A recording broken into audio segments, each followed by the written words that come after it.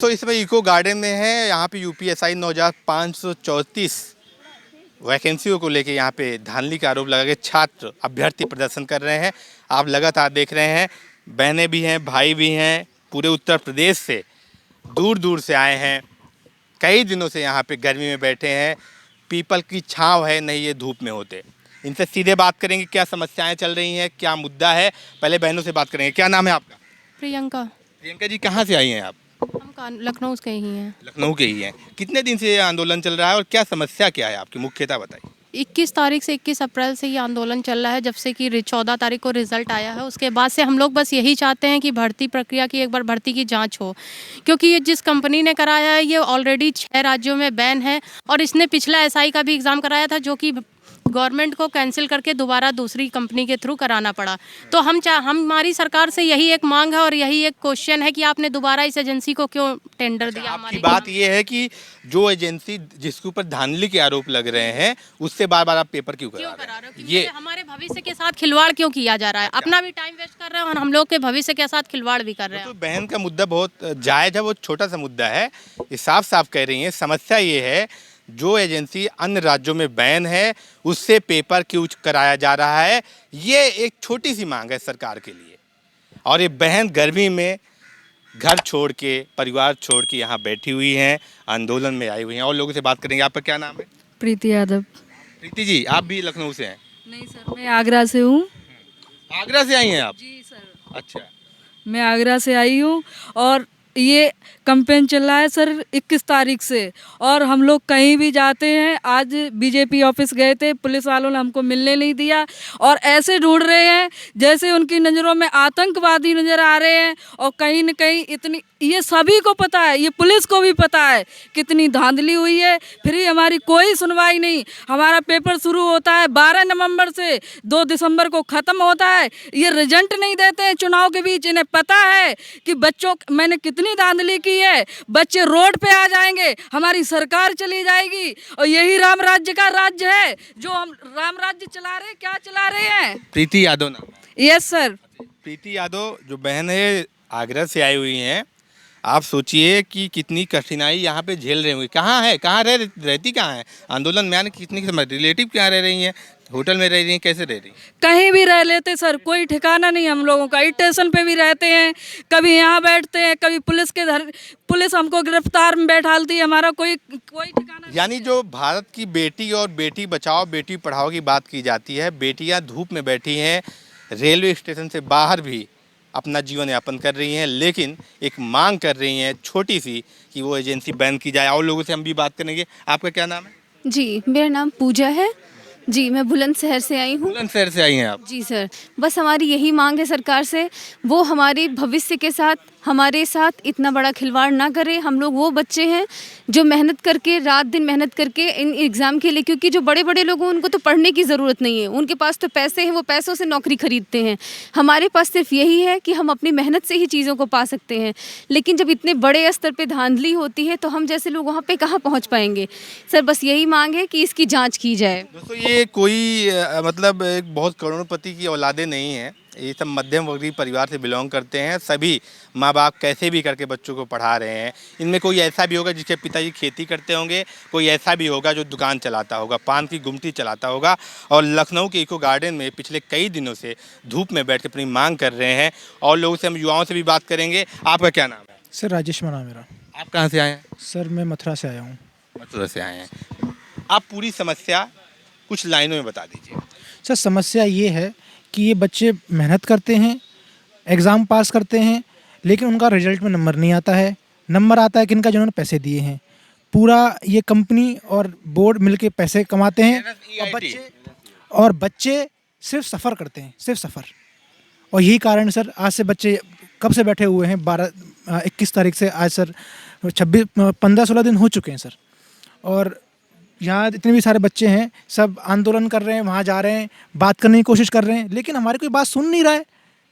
हम यहाँ पे सब लोग इतने बेवकूफ़ नहीं हैं सर, सब पढ़े लिखे हैं यहाँ पे, सबके अच्छे मार्क्स हैं और इस एग्ज़ाम में भी उन्होंने अच्छा स्कोर किया है।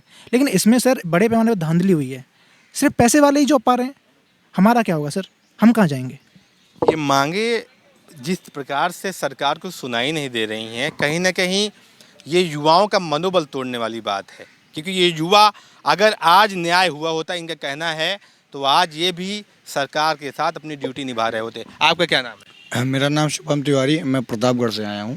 प्रतापगढ़ जी, मेरा क्वेश्चन एक है, भर्ती मतलब सरकार से है, इस भर्ती के एजेंसी के खिलाफ है कि जब एजेंसी पे इतने बड़े बड़े कालनामे लगे हैं। 2017 में ये भर्ती कराई थी, एजेंसी कराई थी, ठीक है। भर्ती धांधली के चक्कर में रद्द करनी पड़ी, दोबारा परीक्षा कराया गया और इस भर्ती पे व्यापक घोटाला जैसा इतना बड़ा आरोप लगा है। और हम आपको बताना चाहेंगे, मध्य प्रदेश में बीजेपी सरकार है और वहाँ पे ये भर्ती बैन, ये एजेंसी बैन है। यहाँ पे मध्य प्रदेश में ये बीजेपी सरकार है। वहाँ दोस्तों ये साफ साफ लिखा है, व्यापक ने NSEIT को किया टर्मिनेट, 3 करोड़ की पेनाल्टी। यानी साफ साफ जो एजेंसी यहाँ पे पेपर ले रही है उसके ऊपर 3 करोड़ की पेनाल्टी ऑलरेडी लग चुकी है। तो जब ये संज्ञान मामला है तो छात्रों का कहना, अभ्यर्थियों का कहना है कि बार बार इसी एजेंसी से पेपर की, इससे पहले भी कराया गया था 2016 में, 17 में भी कराया गया और सेम रिजल्ट आया। 17 में भी धांधली पाई गई, सेंधमारी पाई गई, परीक्षा रद्द करनी पड़ी, दोबारा परीक्षा दिसंबर 2017 में संपन्न हुई। उसके बाद क्या मजबूरी की यही काली एजेंसी से फिर परीक्षा कराना पड़ा? क्या मजबूरी है? अगर आपके पास इसका कोई जवाब है तो आप जवाब दीजिए। जवाब इनके पास एक है कि यह एजेंसी जो है वो कम पैसों में परीक्षा कराती है, ये कोई जवाब नहीं है। क्यों? क्योंकि आपने परीक्षा शुल्क के नाम पे 500 रुपये लिए थे और उसके बाद भी इस भ्रष्ट, इस काली एजेंसी से परीक्षा करा के हमारे युवाओं के साथ जीवन से खिलवाड़ कर रहे हो। अपना तो आप टाइम पास कर ही रहे हो, अपना पैसा कमा रहे हो, लेकिन हम लोग जो बेरोजगार हैं और बेरोजगार कर रहे हो। हम लोग जो उम्मीद लगाए हैं उस पर आप पानी फेर रहे हो और जो जिनके पास पैसा है वो पैसे के दम पे वर्दी खरीद रहे हैं, अपनी जॉब फिक्स कर रहे हैं। दोस्तों ये एक बात और है कि ये जो अभ्यर्थी होते हैं, ये किसी पार्टी या किसी ऐसे लोग के खिलाफ नहीं होते, अपने न्याय की मांग करते हैं और सरकार को इस पर संज्ञान लेना चाहिए, क्योंकि जो समस्या है ये बहुत बड़ी समस्या है। अगर इतना बड़ा आरोप लगा रहे हैं, जो एजेंसी पेपर करा रही है उसके ऊपर 3 करोड़ की पेनाल्टी है, आप सोचिए कितनी बड़ी बात है। अगर ये मामला कोर्ट में होता निश्चित रूप से और बड़ा मुद्दा बन सकता था।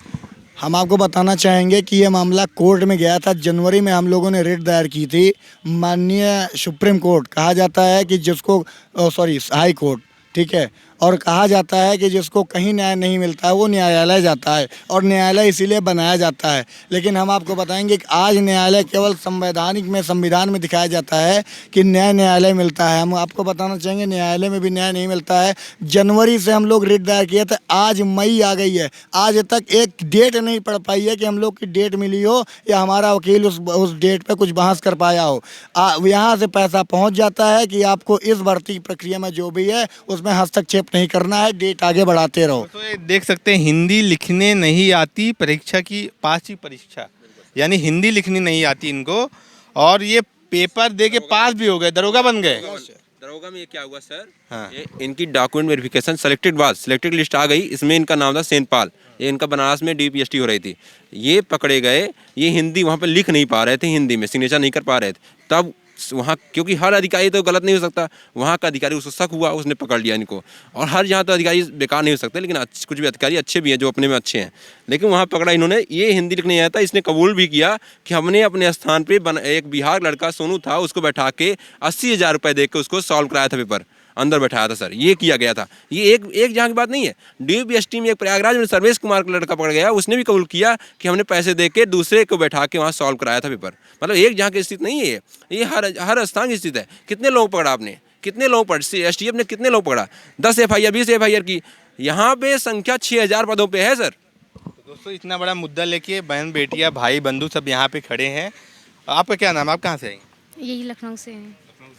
समस्या सेम है, निदान किसी को नहीं मिल रहा है।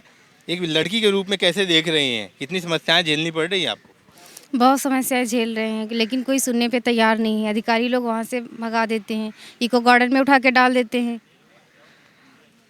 ये आपको लगता है कि कुछ उम्मीदें हैं, सुनवाई होगी, लग रहा है आपको? उम्मीदें हमारी सिर्फ श्री योगी जी से हैं। अगर उन तक हमारी बात पहुंच जाएगी तो हमें ज़रूर न्याय मिलेगा, अन्यथा हमें न्याय नहीं मिलेगा। योगी जी, बेटी बहन आपसे गुजारिश कर रही है कि हमारी मांगे मानिए, क्योंकि जिस प्रकार का मौसम है इसमें कोई भी नेता यहाँ 1 घंटे भी नहीं बैठ पाएगा, जो माहौल है यहाँ पे। और और यहाँ कन्याओं पे अत्याचार हो रहा है, वो कन्या पूछते हैं कि यही तो दोस्तों ये गुस्सा है ना, ये सब ऐसा नहीं है कि इसमें कोई बीजेपी को वोट नहीं दिया होगा, निश्चित रूप से दिया होगा और कोई न कोई सभी ये युवा वोटर हैं। लेकिन ये उम्मीद है कि सरकार इनकी बात सुनेगी और उसके कानों में इनकी बात पहुंचेगी। कई लोगों के गले बैठ गए हैं, दूर दूर से आए हैं। आपका क्या नाम है? मेरा नाम है रजनीश शर्मा। हाँ, कहाँ से आए रजनी? मैं लखीमपुर खीरी से आया हूँ। अच्छा, लखीमपुर। अभी सर 1 या 2 दिन पहले कर्नाटक में यूपीएसआई मतलब कर्नाटक की जो एसआई थी 543 या कुछ पोस्ट थी, वो वैकेंसी कैंसिल हो गई है और उसमें बीजेपी की सरकार है। वहाँ पे मंत्री विधायक सभी पकड़े गए हैं और यहाँ पे भी बीजेपी की सरकार है, तो ये धांधली जो काफ़ी बड़े लेवल पे हुई है। अच्छा, आपको लगता है एक वो बैनर था, ये देखिए दोस्तों बैनर है, बहन ने लिया है, ये डिस्काउंट है इसमें दे रही हैं। यूपीएसआई का 15 से 22 लाख रुपए, आरओ एआरओ का 25 लाख रुपए, लेखपाल वीडियो का 10 से 15 लाख है। मतलब जैसी रैंक है उसी हिसाब से पैसा है। यूपी सिपाही के 10 लाख रुपए, ये प्राइस आप बता रही हैं 15 से 22 लाख रुपए में नौकरी लीजिए, खरीदिए। यानी अभी भी नौकरियां बिक रही हैं, आप ये मान। भर्ती बोर्ड में खुलेआम बिक रही हैं। भर्ती बोर्ड में अभी भी लोग पैसा भर भर के ले जा रहे हैं। डीवीपीएसटी भर्ती बोर्ड में कभी सुना है आपने? डीवीपीएसटी पुलिस लाइन आप में देखिए, होता है। बोलने का अधिकार नहीं, हमारे लिए कोई रोजगार नहीं, आर्टिकल 9 का ये हवाला दे रहे हैं। और ये देखिए यहाँ पे भी लगातार यूपीएसआई स्कैम 9534 2021-22 की जांच करवाओ।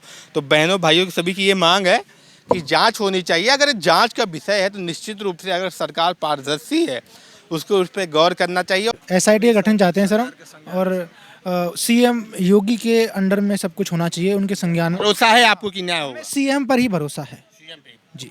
दोस्तों न्याय की मांग कहाँ की जाती है? जहाँ पे उम्मीदें होती हैं। और इनको कहना है कि मुख्यमंत्री योगी आदित्यनाथ ही न्याय करेंगे और उनकी देखरेख में ही जांच हो और रिजल्ट सामने आ जाएगा। ऐसे ही हम लोगों से रूबरू कराते रहेंगे कि समस्याओं, छात्रों, अभ्यर्थियों के बारे में आपको बताते रहेंगे। चैनल को सब्सक्राइब शेयर करिए। बहुत आभार।